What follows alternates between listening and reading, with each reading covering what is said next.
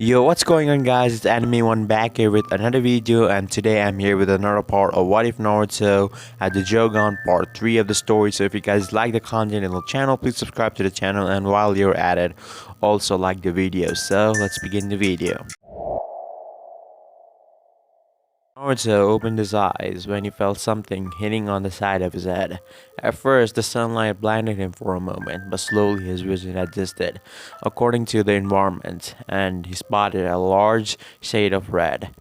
A few moments later, of trying to clear his vision, made him finally see a mop of dark red hair. "You made it," said Naruto tiredly. Arashi only gave him a sad nod as he helped his friend get back up on his feet. He was surprised when Naruto sat up and gave him a hug. The only thing Arashi could do was place a comforting hand on his friend's shoulder. "I told you, my healing powers are better than yours," said Arashi calmly. His voice was heavy with grief. "For a moment, I thought," replied Naruto hesitantly, getting a nod from his friends. "We were in an assassination squad, Naruto. All of us know how to maintain a stealth, and besides, my supposed fake death was enough to save both of us from those Anbu squads," suggested Arashi, not proud of his actions, but he did what was necessary for both of their survivals. "I don't remember shit," said Naruto worriedly, as Arashi placed a comforting hand on his shoulder. "It's better this way, Naruto.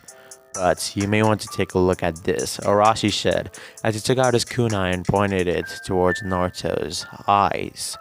When Naruto looked at his left eye and saw it was an eye with black iris and a sort of bluish whitish glow in the pupil.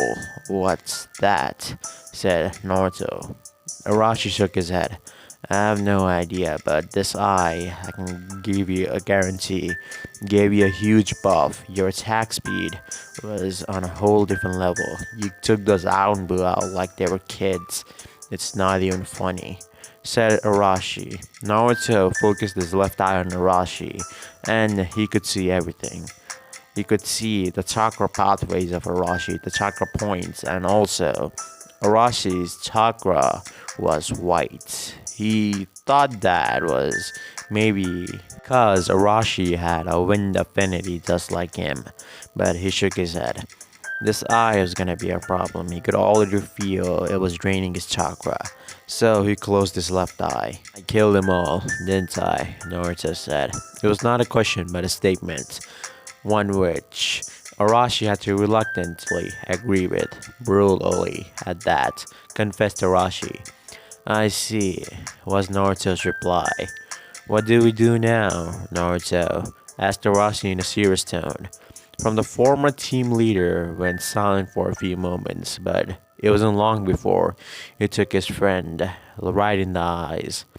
"I want to go after the people that are captured," said Naruto, determination burning in his voice. "It's suicide, Naruto. We're no match for those Anbus, and besides, there aren't many of us left to rescue.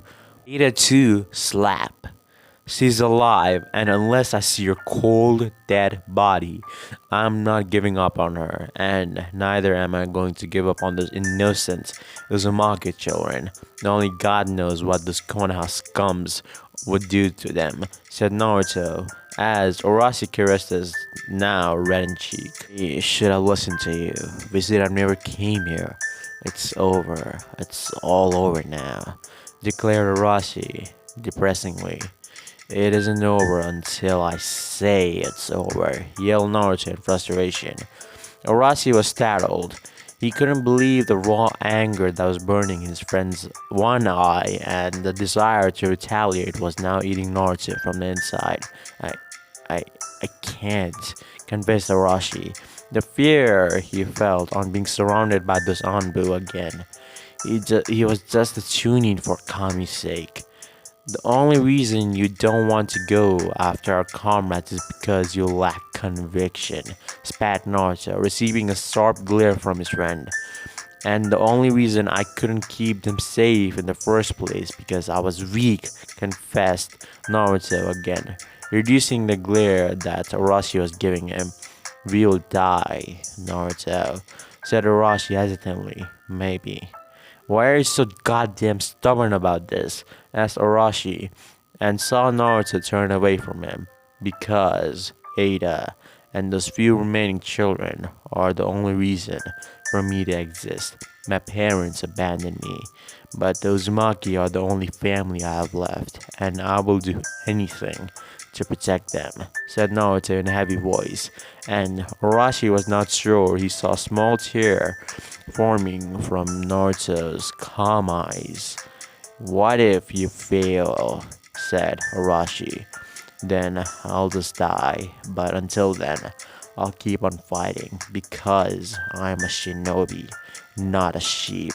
And with those words, Naruto took off, leaving a stunned Orochi behind. Naruto furiously leapt through the unending forest of the Fire Nation. A small smirk came on his face as he stopped another person arriving beside him. He looked quite displeased. "You took long enough," scolded Naruto, receiving a smoke glare from Arashi. "You're crazy," said Arashi mildly, making his friend smirk. But that wouldn't be the first time, now will it? Somehow that made Arashi smile a little. "So, what's the plan?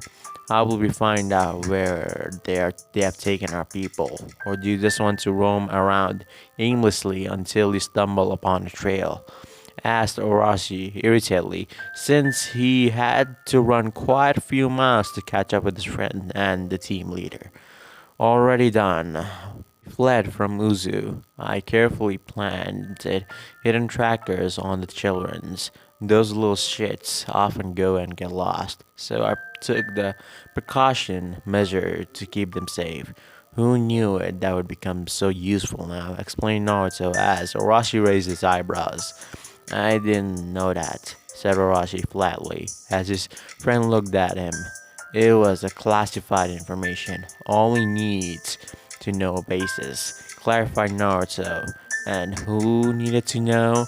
asked Orochi knowingly. "Nobody, just me." Orochi sighed. This was just like Naruto, making plans by himself.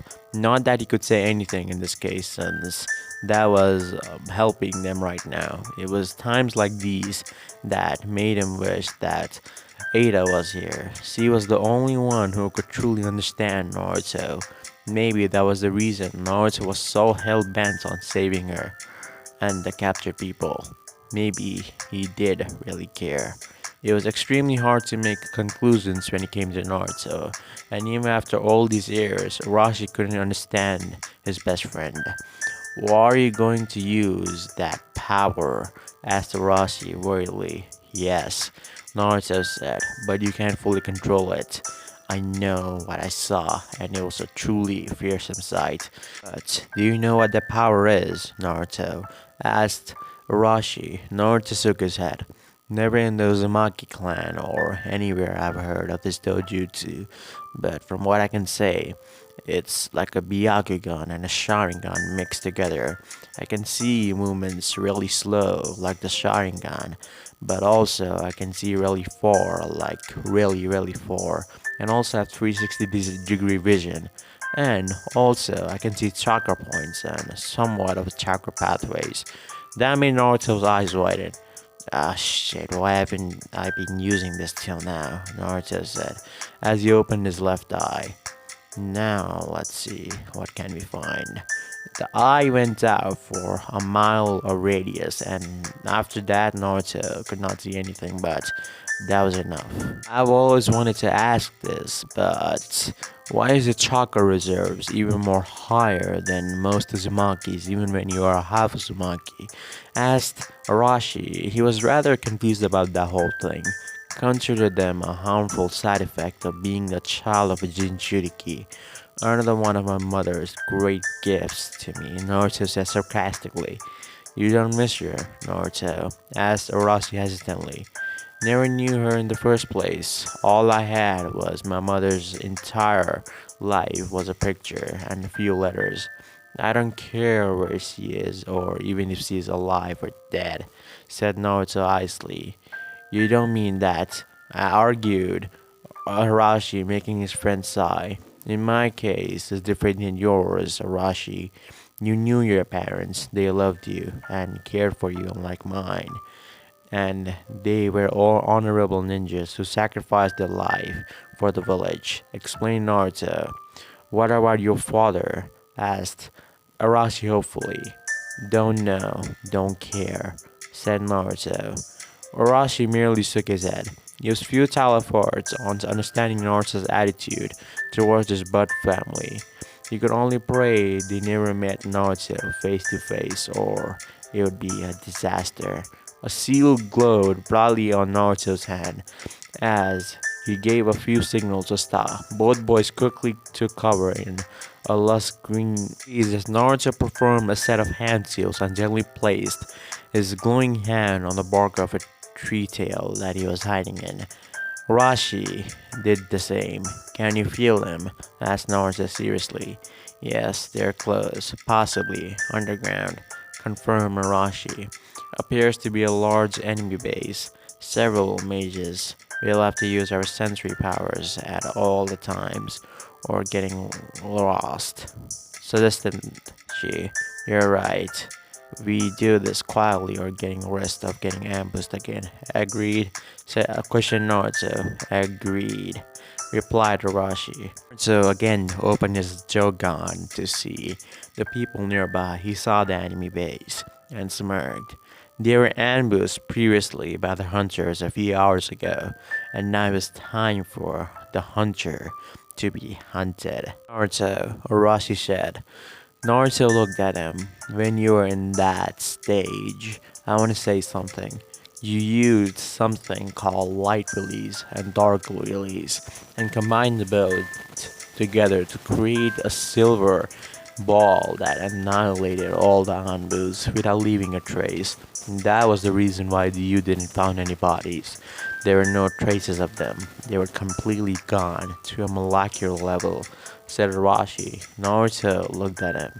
Dark and light release, you say? Aren't those supposed to be unachievable? Naruto questioned. Arashi shrugged. Maybe that's the power your eye gives you. Who knows? He said. Naruto closed his eye. Then I guess this jutsu was in the Uzumaki clan arsenal, and only few people could perform it. But let's try it. Dark cloak. As soon as Naruto whispered those words, the light around him had completely dimmed down. Even the bright sunlight in the sky was not able to cast its light on the two boys as the shadows of the darkness had completely engulfed them. He saw Naruto concentrating deeply in order to solidify his mysterious jutsu, and it was costing his friend a lot of energy, both physical and mental. The Uzukage had told once to Arashi and Ada that their teammate was perhaps the most darkest person in the world, not because of his personality, but because of his chakra, dark release, a power which was only yet to be understood by the world. Possibly, Naruto was the first to wield it, and it was almost, no, it was because of that eye. Orochi knew that for a fact. Naruto could use Dark Release even before, but not to this extent that he was using it right now. Kushina, who was Naruto's mother, was also the Nine-Tails Jinchuriki. She was never revealed the name of Naruto's father. She did reveal an incident that when the Nine-Tails seal almost broke. She stopped moving, said Naruto. The sudden command made the younger boys stop instantly. He grimaced when he saw two tall Hyugas standing guard outside the entrance. They were strangely wearing a regular Jonin uniform instead of those Anbu clothes, and their Byakugans active. They can see us, whispered Arashi in panic. Not if you stay still. The shadow mist that created around you can hide your form, even from the Byakugan. It won't stop these sharp yugas to stop the movements you make, like rustling leaves or the sounds of the footstep you make on the grass, explained Naruto. Arashi nodded obediently. He was a capable Chunin, but challenging a Hyuga alertness was inviting too much trouble. Besides, this was something very risky. The power that Naruto had thus unlocked was completely unknown to the world, and he did not know what to do from it. All Naruto knew, because of the Dark Release, was because in the Uzumaki clan somehow managed to unlock that power, and only because of that Naruto was able to use this. And his eye just almost made him do it naturally. Nagato sighed. Well, I guess this is some kind of shit, Arashi said. He was now regretting every single decision in his life. Word came to Naruto's head. He didn't knew what this word was, but I guess he wanted to try it. Almighty push, Naruto said. And even if it was just a small force, specifically for those two Hyugas, they both flew away. What what the hell was that? Asked Hiroshi. I have no idea. This word of almighty puss came in my head and I just fucking did it. Naruto. Hiroshi looked at his friend with a sweat drop. Uh, you really, you really just did that. You mean you literally manipulated gravity? Hiroshi said. Naruto shrugged. Maybe I did. I really have no idea. And Naruto's left eye started hurting. Damn it. I guess I've used this too much, he said, as he closed his left eye. Naruto went to those two Hyugas, and since they were almost knocked out, they couldn't even stand. What? Who are you? One of the Hyugas asked. Naruto just looked at those two. How many people are in the base? Whispered Naruto in a rough and tired voice. 25. 25. Just don't kill me, replied the Hyuga blankly. I see. Where are the captured Uzumaki children? Asked Naruto. I don't know, replied the Hyuga, making Naruto frown disappointingly. What do you mean? Asked Naruto again, as Arashi too got a brief idea as what could be happening here. Who is the commander of this base? Asked Naruto suddenly. The Hyuga stared at him blankly into nothingness, but didn't give him an answer. Arashi looked towards Naruto. Answer him, slave, Naruto said as he opened his left eye again, despite the pain that it was causing him, and the Anbu went dull. Yes, this is not a base, but a private research laboratory of Konoha. Its current head is Orochimaru, confessed to Hyuga. Arashi, have you ever heard of a ninja with this name? Asked Naruto seriously. No, he must be a rising ninja. Which rank does Orochimaru hold? Asked Naruto. Jonin, said the Hyuga. Ah, is he inside the base? Asked Naruto darkly. If this Orochimaru had even harmed a single hair on his clansmen, then his fate would be even worse than death. Not at the moment, but he'll be here soon, the Hyuga said honestly. Very well, go back to your post and act normally, commanded Naruto, and the Hyuga nodded and went away quickly. Arashi instantly turned towards his friend, 100 questions floating in his eyes, but he summed them all in 7 words. How the fuck did you do that? Asked Arashi, only to receive a sharp look from his friends. I invaded his mind and literally made him talk inside out, said Naruto. What do you mean by that? Said Arashi. Later, I cannot control the Hyuga for long. Let's infiltrate the base. You clear on what we have to do, right? Asked Naruto seriously. Yes. Noise discipline is necessary, said Arashi as a grin came on his friend's face, which actually made him look more scarier than reassuring. Let's kick them in the balls. Naruto, despite the pain in his eyes, again activated his jougan and looked around. And you found her. You found everyone. You gotta get them out, said Arashi quickly as they both rushed towards the location that they saw the people lying around. Arashi and Naruto had killed anyone that came in their way, and But that satisfied feeling had not lasted long when they saw all the Uzumaki children into water tanks and they were in some greenish liquid. Naruto was panting harshly. The sheer exhaustion he felt on using that tiny fraction of his power was immense. His left eye was bleeding up to some extent, yet all he could feel right now was the horror to see his clansmen in such condition. He literally ran forward and spotted Ada seal on front tank from left. Naruto placed a trembling hand on the glass, worriedly observing the sleeping form of his teammate and best friend. "We need to get them out," said Arashi quickly, as he made his way towards a table where several notes were laid. When he didn't find any response from his friend, he turned back and saw a grim look expression on his face. "What's the matter?" asked Arashi. Naruto did not reply at first, as he moved forward the stairs, only stopping at the first step and turning back towards Arashi. "Someone's coming. I'm going to investigate.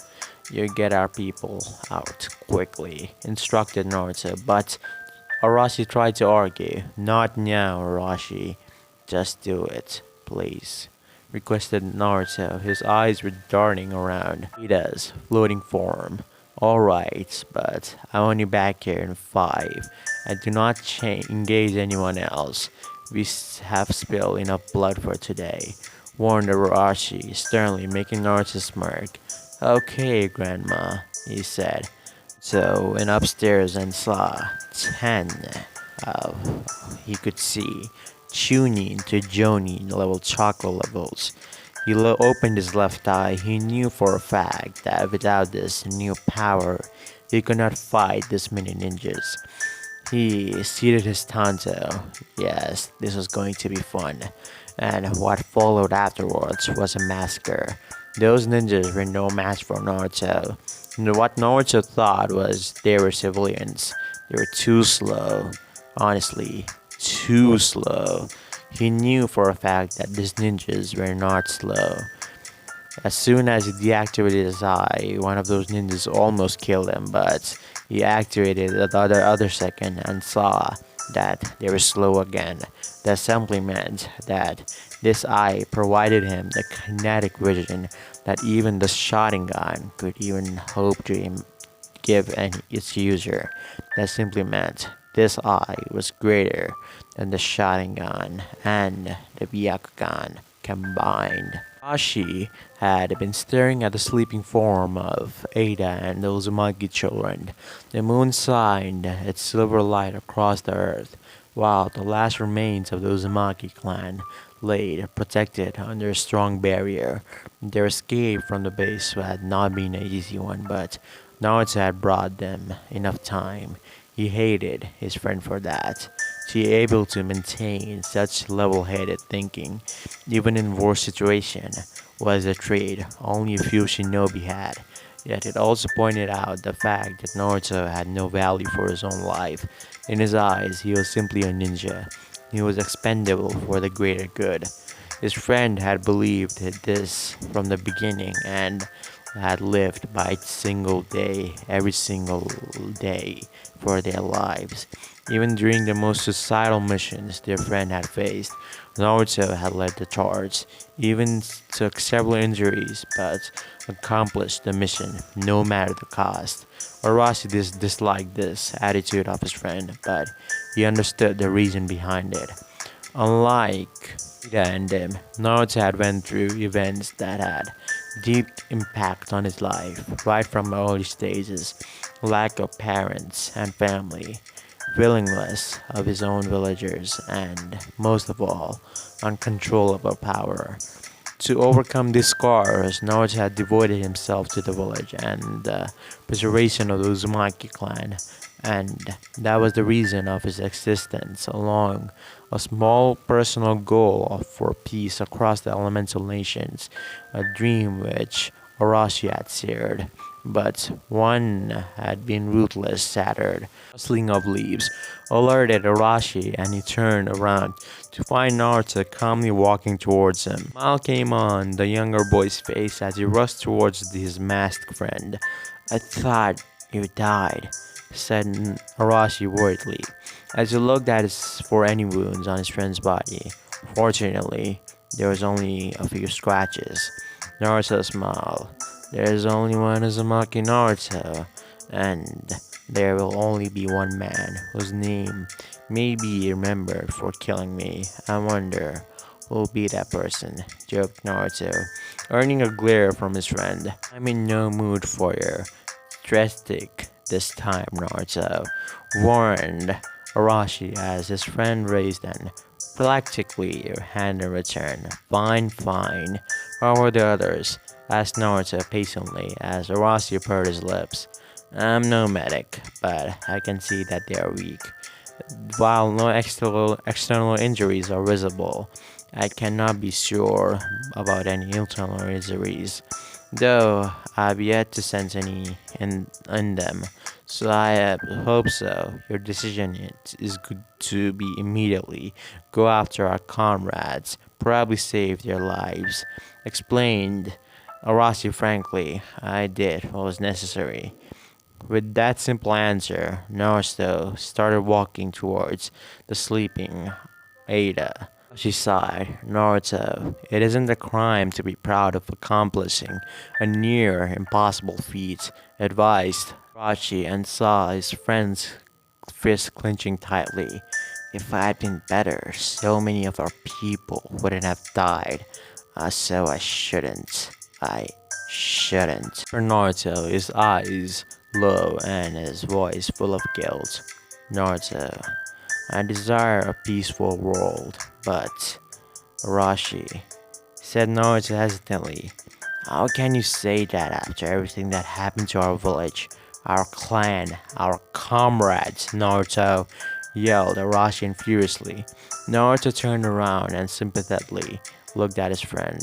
Unknown to Arashi, Uzumaki Naruto could clearly feel each and every burning in his friend's heart, right from the hatred to the grief. "Then, what do you propose?" asked Naruto calmly, and saw Arashi giving him an ice-cold look. "The only way to achieve peace in this world is by making humanity feel pain. Unless those in power do not know these feelings, wars will continue on happening," said Arashi. "What if there's another way?" hinted Naruto, with that the mesmerizing glint in his eyes. Arashi paused. The anger faded little by little. He furrowed his eyebrows. Naruto usually proposed the most rational plans, keeping the real objective in mind. It shouldn't cost him anything, at least to the idea. "Fine," relented Naruto. Naruto smiled, making sure that the silencing seals were placed properly. He explained his dream to his friend and the way he would achieve it moving forward. "I thought," said Arashi sheepishly. How stupid had he been? Naruto scoffed. "You didn't think I'll simply spare one of those that destroyed our clan?" asked Naruto irritably. "So," asked Arashi hopefully, but Naruto raised his hand. "But you're out of your mind. If you think I'll destroy the world and start the fourth great ninja war and killing 60% of the world's population in a mad quest," mocked Naruto, and was surprised when Arashi looked away. "Well," Naruto sighed.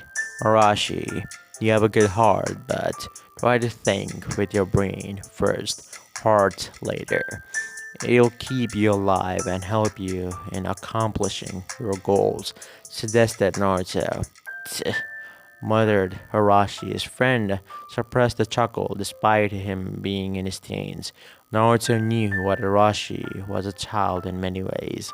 "I swear to you, Arashi, I'll make the culprits of our people pay with their lives, but I won't destroy the world in an act of revenge. Destroying it is easy, developing it is hard, advised Naruto. You and your quotes. What were you, an historian in your previous life or something? Teased Arashi.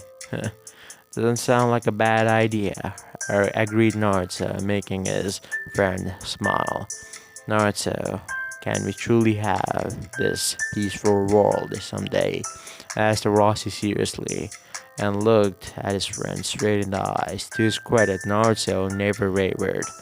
He stepped forward towards the young boy, his eyes steadily, gaze connecting with Arashi's doubtful gaze. I'll never give up.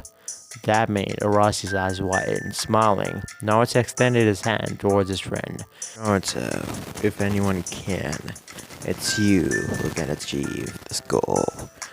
Thought Arashi as he grabbed his friend's hand and stood up to be ready for the next day that was about to come their way and the hardships in their lives.